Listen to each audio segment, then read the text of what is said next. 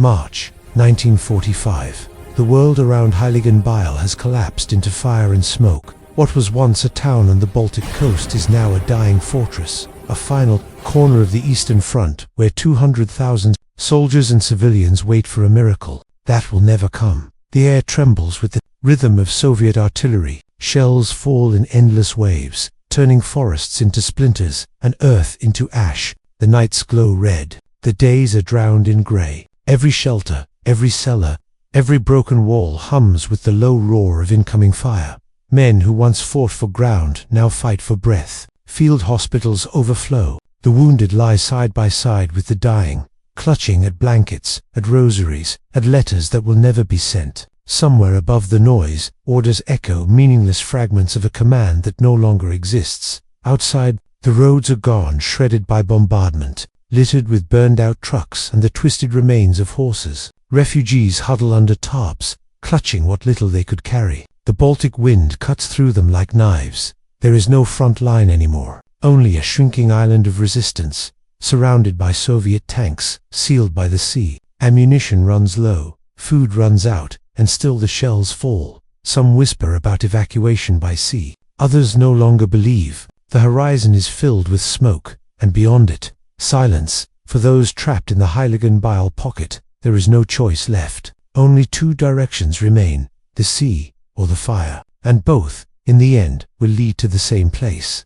They came in silence at first, long lines of civilians, stretching from the villages and fields of East Prussia. Mothers pushing carts piled with blankets and bread crusts, children stumbling through the snow, their hands raw and red. The roads that once led to safety now lead only deeper into chaos. The army and the people have become one desperate column, soldiers with rifles slung low, marching beside farmers, priests, and widows. The difference between uniform and civilian has vanished under the same frozen coats of white. Somewhere far behind, the earth shakes. Soviet artillery again, and from the east, rumors move faster than the shells. The Russians show no mercy. At crossroads and bridges, panic takes hold. Commanders shout orders no one hears. Carts overturn, horses collapse, their breath steaming in the cold until it fades for good. The wounded cry out, not for doctors, but for someone to carry them, anyone. The blizzard doesn't care who they are. It blinds,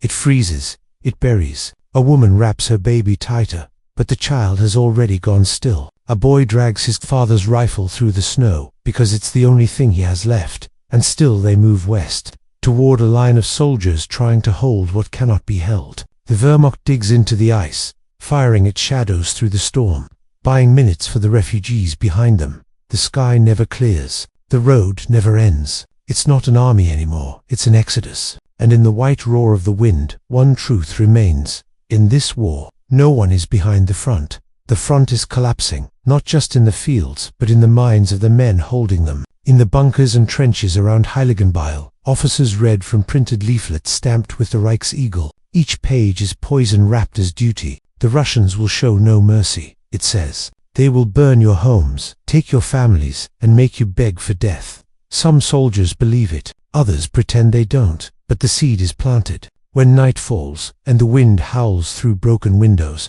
those words echo louder than the artillery. The truth, of course, is more complicated. The Red Army's vengeance is real, driven by years of German brutality, but the Nazi machine twists it into myth, magnifying every horror, inventing the rest. Fear becomes a weapon, sharper than any bayonet. In village squares, propaganda officers shout that surrender is treason, that only death redeems a German soldier. They promise reinforcements that will never come, salvation that never existed. The men clutch their rifles tighter, staring east with hollow eyes. Letters from home arrive too late, or not at all. The rumors spread faster. Villages burned, prisoners executed, women violated. Even when someone whispers that the Russians are taking captives alive, no one believes it anymore. The war has rewritten what mercy means. By March, the line between courage and terror has blurred completely. Men fight not because they still believe in victory, but because fear of what waits beyond defeat is greater than the fear of dying. The guns may pause between bombardments, but the real battle, the one inside their heads, never stops. By March's end, the trap had closed. The Vistula River, once a frozen ribbon of escape, had become a wall of death. Across its shattered crossings lay the remains of what was once the proud Wehrmacht, broken convoys, burned trucks, and the bodies of men who tried to swim through the icy black current. The encirclement was complete. No reinforcements, no air support, only silence, the kind that hums after artillery stops, when even the wind seems to hold its breath. Rations were gone, ammunition nearly spent, field hospitals turned into more. Surgeons worked by candlelight until the wax ran out. In the snow, soldiers scrawled their last words, names, prayers, fragments of home, knowing no one would ever read them. The field post was gone. The command structure disintegrated. Captains became sergeants. Sergeants became wanderers with rifles and frostbitten hands. At night, the red glow of Soviet rockets painted the horizon. Every direction led to the enemy. Some men tried to break through. They vanished. Others stayed, building makeshift bunkers in barns and basements, waiting for an order that would never come. The few working radios carried only static and ghost signals. A voice here, a scream there, then nothing. Entire battalions disappeared without a trace, swallowed by the river and the snow. What was once an army had become a collection of ghosts, still wearing uniforms. The Vistula no longer divided nations, it divided the living from the dead. And somewhere in that frozen chaos, a single truth settled in every soldier's heart. There would be no rescue. The war, for them, had already ended. Only the dying remained. It happened just before dawn. A single flash, then a roar that seemed to tear the sky apart. The last bridge across the river, their final path to safety, was gone. Flames climbed into the freezing mist, twisting like serpents over the shattered girders. The sound rolled for miles, echoing across the plains. Men on the far bank froze in disbelief. Others screamed curses into the wind, realizing what it meant. There would be no crossing now, no retreat, no hope of rescue. The order to destroy the bridge had come too soon, or perhaps too late. Either way, it sealed their fate. Thousands rushed to the riverbanks, clutching what little they had left, rifles, photos, the hands of their comrades. Some tried to build rafts from doors and carts. Others stripped to their undershirts and plunged into the icy black water. The current took them instantly. Their helmets floated downstream like cold, empty moons. On the western side, those who made it across turned back and watched in silence. They saw figures on the far shore waving, shouting, firing flares into the air, before being swallowed by darkness and distance. The river became a border between life and oblivion. By morning, the ice was red in places. The wounded drifted with the current until the fog covered everything again. The bridge had done its job. It had stopped the Russians, but it had also trapped its own. For the survivors, there would be no songs, no medals, no memory, only the image of that burning bridge, and the knowledge that in destroying it, they had destroyed the last road home.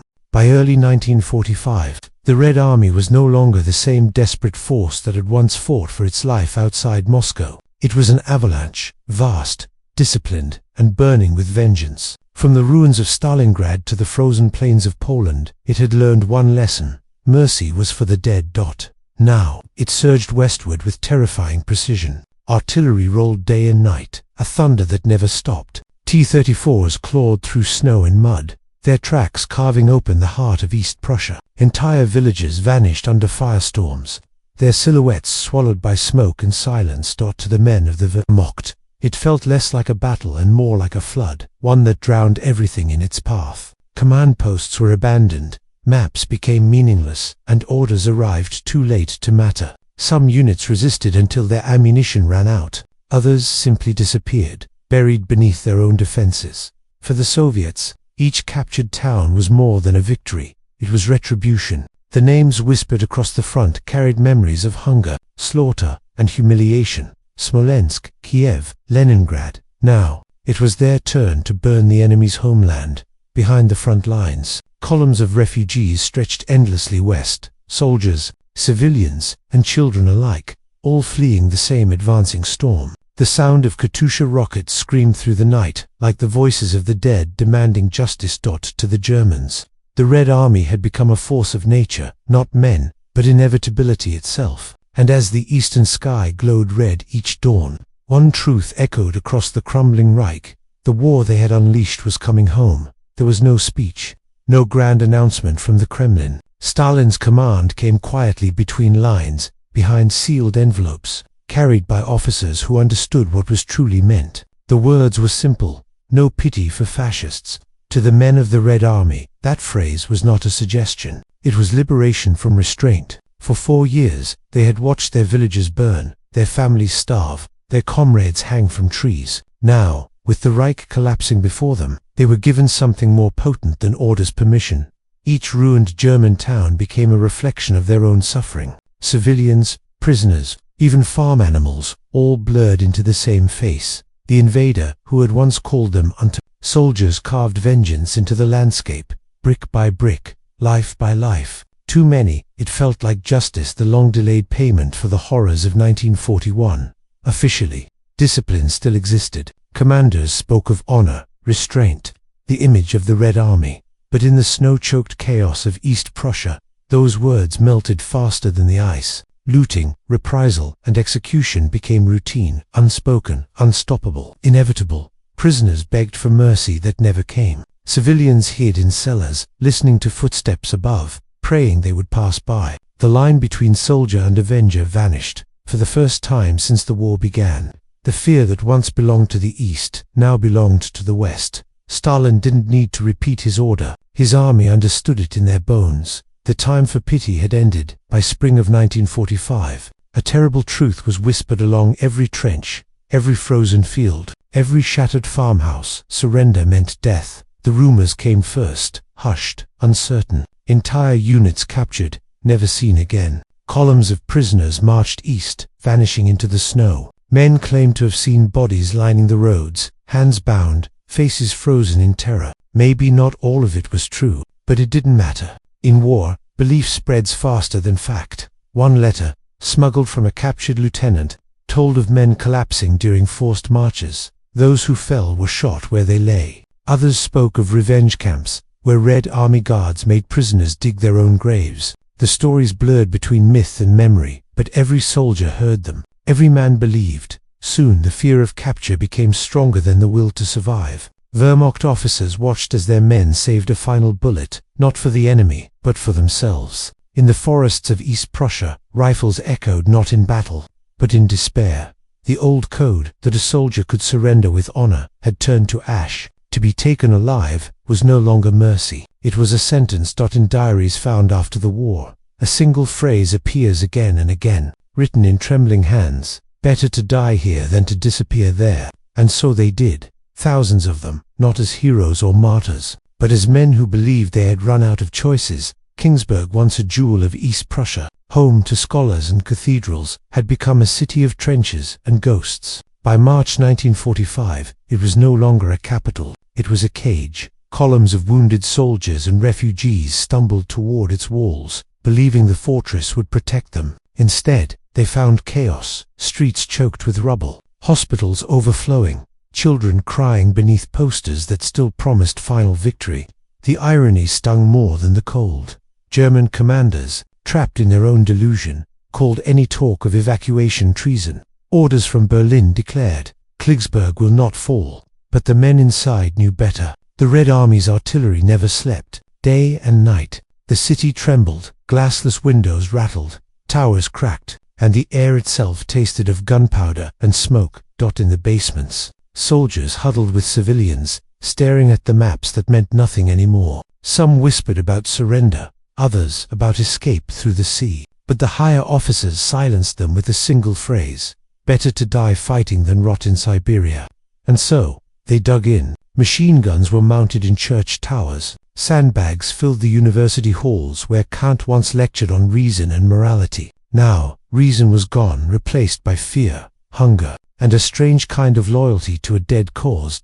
As the Soviet lines closed around the city, the road to Kingsburg turned into a road of no return, lined with frozen bodies, burned-out vehicles, and the last illusions of a collapsing empire. By the time the first Red Army shells struck the city gates, there was nothing left to defend. Only men too afraid to stop fighting. By April 1945, the radio was the only voice still reaching the front. Static-filled, trembling with desperation, it carried Hitler's last sermons to a collapsing nation. In ruined barns, frozen trenches, and shattered schoolhouses, Men huddled around flickering receivers as the Führer promised salvation through sacrifice.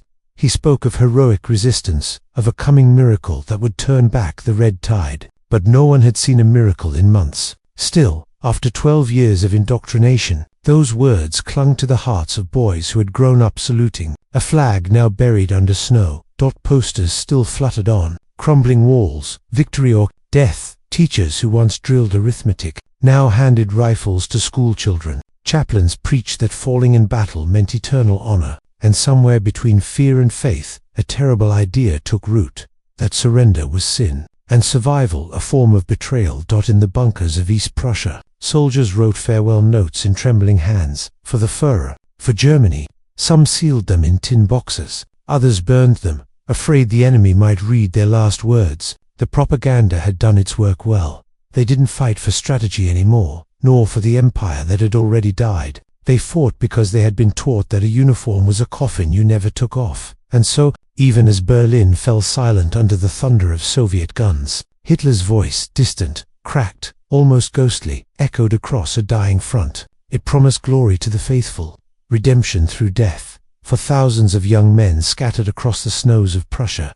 Those final words were not a farewell. They were an order to die believing. March 1945. The Heiligenbeil Pocket, a name whispered like a curse among the survivors. What was once a stronghold of the German Fourth Army has become a burning cage by the Baltic Sea. Nearly 200,000 soldiers and civilians are trapped inside, surrounded on all sides by the relentless advance of the Red Army. The sky never darkens anymore. It glows a constant red from the fires consuming villages, barns, and supply convoys. Artillery rains day and night, shells whistling over frozen fields, crashing into columns of refugees. Every explosion is a heartbeat. Every silence feels like a lie. Men sleep in shallow trenches carved into ice, their breath freezing against torn scarves. Horses are eaten, fuel is gone, and ammunition is rationed like bread. Wounded men are dragged on sleds made from doors, their blood freezing into the wood. Still, no one speaks of surrender.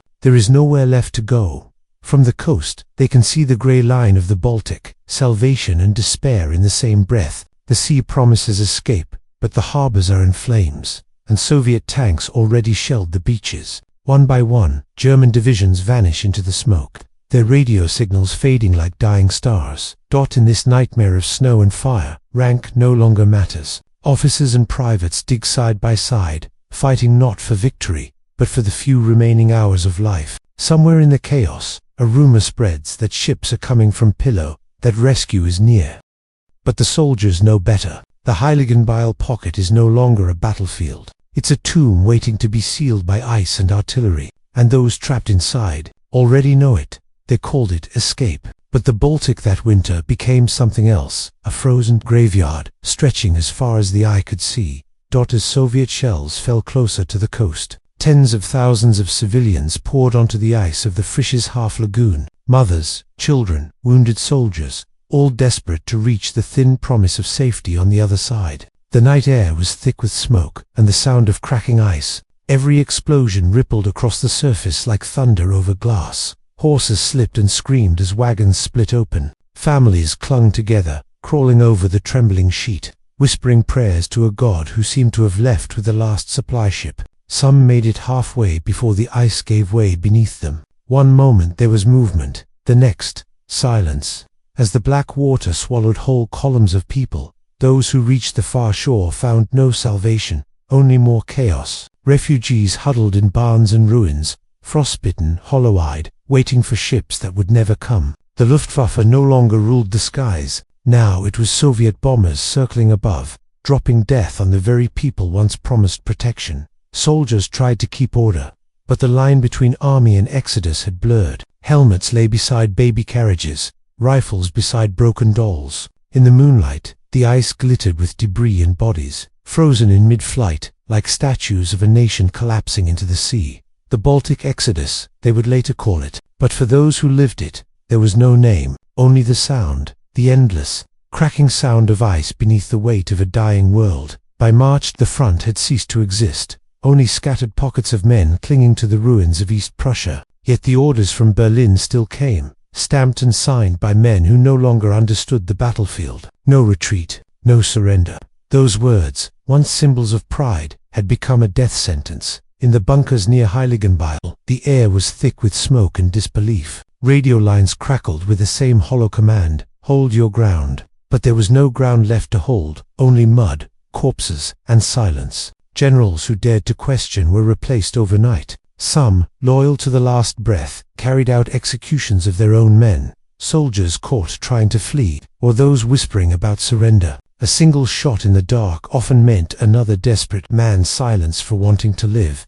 The faces in the trenches had changed. These were not the proud divisions of 1941. They were boys in oversized coats, men whose eyes had forgotten what victory looked like. They spoke less now, not of home, not of family, but of when the shell would land. Between artillery bursts, some murmured prayers, their lips trembling as they called to gods they had abandoned years ago. Inside the command posts, officers drank in silence, staring at maps that no longer mattered. Every red line pushing west meant one thing: the world they fought for was gone.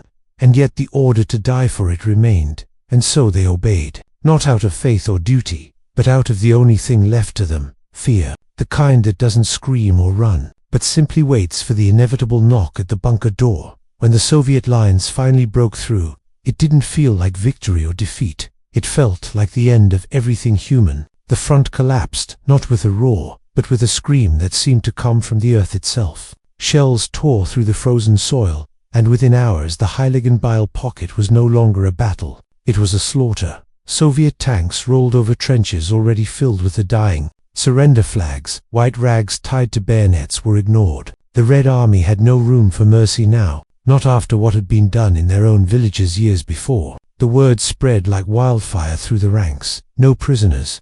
And soon, it wasn't just an order, it was instinct. German soldiers who dropped their rifles were cut down where they stood. Field hospitals, marked with Red Cross banners, went up in flames as shells struck their roofs. Nurses tried to drag the wounded through corridors filling with smoke, only to vanish into fire. The snow outside turned grey, with ash. Entire companies disappeared overnight, not captured, not recorded, simply erased. Those who survived told of columns of Poles lined up in ditches, of machine guns stuttering until their barrels glowed red. The Soviets, driven by vengeance, the Germans, trapped by pride. Both sides had crossed the line where war ceases to have rules. By dawn, the fields were silent again. The wind carried no flags, no commands, only whispers of what men become when rage and fear replace reason. The phrase "no prisoners" lingered in the air, not as an order anymore, but as a curse, one that neither side could escape. By April 1945, the Heiligenbeil Pocket had become a cemetery without crosses. What was once an army had turned into scattered ghosts,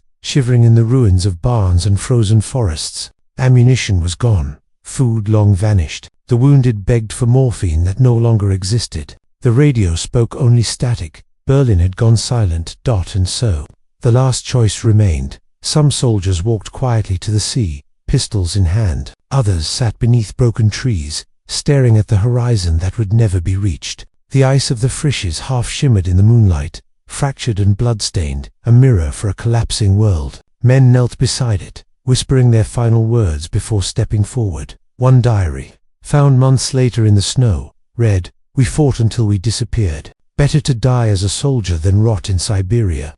Another ended with just one line, "Tell my mother the snow is beautiful." Grenades echoed in the night, not from battle, but from despair. Officers destroyed their maps and burned their insignias, unwilling to leave them to the enemy. Young recruits, barely 18, passed cigarettes between trembling hands before choosing silence. By dawn, the beaches were littered with helmets, rifles, and the faint outlines of men who had refused to surrender. The goals circled overhead, indifferent witnesses to the last act of an army that could no longer tell duty from suicide. When the Red Army finally reached the coast, there was no resistance left, only the wind, and the faint smoke of burned letters rising over the Baltic. For 500,000 men, the war hadn't ended with victory or defeat, but with a final, tragic choice between the fear of captivity and the illusion of control. For the few who surrendered, the war did not end, it only changed shape. They were herded into cattle cars under the watchful eyes of Red Army guards, packed so tightly that men could barely breathe. The doors slammed shut, sealing the air with the stench of fear and unwashed bodies. No one knew where the train was going, only that it was heading east, into a silence more terrifying than the front itself. Days turned into weeks. Frost crawled down the wooden walls, and men scraped ice to wet their tongues. Those who collapsed were left where they fell. When the train stopped, the dead were pulled out like sacks and tossed into the snow. The living watched without expression. Emotion had frozen along with everything else. When the doors finally opened, there was no city, no welcome, only white wilderness. Siberia, a place where time forgot to move. Prisoners were given shovels, picks, and a single order: work. They dug railways through permafrost, hauled logs through blizzards, built barracks from frozen mud. Each sunrise felt like a punishment for surviving the last night. Letters home never arrived. The few who tried to write scratched words onto scraps of paper, knowing they would vanish before reaching anyone. Families back in Germany received nothing, no names, no graves, just silence. Some men tried to count the days. Others stopped trying altogether. Hope became dangerous. It made the hunger worse. And yet, in the frozen dark, a few still whispered prayers. Not for freedom, but for memory, that someone, somewhere, would remember they once existed. Because for most who entered the Russian camps, history closed the door behind them and never opened it again. When the guns finally fell silent, Europe tried to count its dead, but on the Eastern Front, the numbers refused to add up. Over 500,000 German soldiers simply disappeared. No graves, no reports, just a void where men used to be. They were marked in official records as missing in the East, a phrase so cold, so bureaucratic, it stripped away every trace of humanity. But behind those words were sons, fathers, brothers, men swallowed by a war that refused to end even after peace was signed. Post-war investigators dug through Soviet archives, chasing fragments of truth. Some names surfaced in camp rosters, others in interrogation logs, but most, nothing. The Red Army's reports spoke vaguely of cleansed zones and neutralized combatants. Historians later realized those were euphemisms, polite words for slaughter, starvation, and silence. In villages once buried under snow, farmers unearthed rusted helmets, frozen bones, and dented dog tags decades later. Each discovery reopened a wound that Germany tried to close. Mothers had kept the same photograph on mantles for 30 years, refusing to believe their sons were gone. The state called them missing. They called it a lie. Some of the vanished had died on the march to Siberia. Others had fallen to execution squads, or chosen the cold embrace of a river over captivity. Many were never seen again, because no one survived to tell where they went. 500,000 men erased not by bombs or bullets, but by forgetting. And even now, nearly a century later, the question lingers like smoke after a battle. Were they victims of vengeance, or simply casualties of being on the wrong side of history? When the few who survived the East finally returned home, they were strangers in their own country. Their uniforms were gone, their ranks forgotten. They stepped off trains looking twice their age, carrying eyes that never rested. Germany was rebuilding, bright, loud, forward-looking. But these men carried something the nation didn't want to remember. They spoke little, if at all. 2 wives, they said only, "It's over." 2 children, nothing. Inside them, the memories festered. The sight of comrades turning their rifles inward, the screams of the dying on frozen roads, the endless faces behind barbed wire. Some had survived years in Siberia, cutting timber until their hands bled, dreaming of bread that never came. But the worst torment began when they were free, because no one wanted to hear what freedom had cost. At reunions, a few tried to talk. Words failed. The stories dissolved into silence and trembling hands. The nation preferred heroes, not ghosts who returned with the truth. Newspapers called them the forgotten soldiers. Psychologists decades later gave it a name, survivor's guilt. But for those who lived it, it wasn't a diagnosis, it was a sentence. Every night, they dreamed of the snow, the sound of artillery, the faces that never made it home. And when dawn came, they woke in quiet houses, pretending that history was behind them. But memory has its own gravity. It pulls, it drags, it refuses to let go. For the men of the East, the war never truly ended. It simply followed them into their homes, their marriages, their silences, until the last of them was gone, leaving only the weight of what they couldn't say. In the decades that followed, silence became policy. Official Soviet records spoke only of liberation and justice. The Red Army, they claimed, had cleansed Europe of fascism, nothing more. Reports of mass executions, civilian massacres, and the death marches of German posts were dismissed as Western lies. Behind the walls of the Kremlin, truth was not erased, it was buried. Historians, who asked questions, vanished into the same void as the men they sought to remember. Documents were sealed, eyewitnesses silenced, and villages that once screamed in pain were renamed or wiped from the map. Soviet propaganda films showed smiling soldiers handing out bread to grateful civilians, while entire towns starved under occupation. The official story was one of righteousness, the triumph of good over evil, and any suggestion otherwise was treason. For the generation that grew up in post-war Russia, the truth was rewritten in textbooks and parades. Victory Day became sacred, the red banner untouchable. To question it was to question the very soul of the motherland. And so, a lie became history, told proudly, repeated endlessly, until even those who once knew the truth began to doubt their own memories. In Germany, whispers of atrocities were met with Soviet denials. When families asked about sons lost in the East, they were told, no record exists. And indeed, none did. Not on paper. It would take the fall of the Soviet Union, half a century later, for fragments of the truth to surface. But by then, most of those who had lived it, both the victims and the perpetrators, were gone. The silence had done its work. It had outlasted the witnesses. It had rewritten the war itself. History remembers battles, generals, and borders, but it rarely remembers the silence that follows. In the end, the story of the 500,000 who vanished in the East is not just a tragedy of war, but of memory itself. These men, soldiers, farmers, sons, did not die in glory. They simply disappeared, erased by snow, starvation, and the politics of forgetting.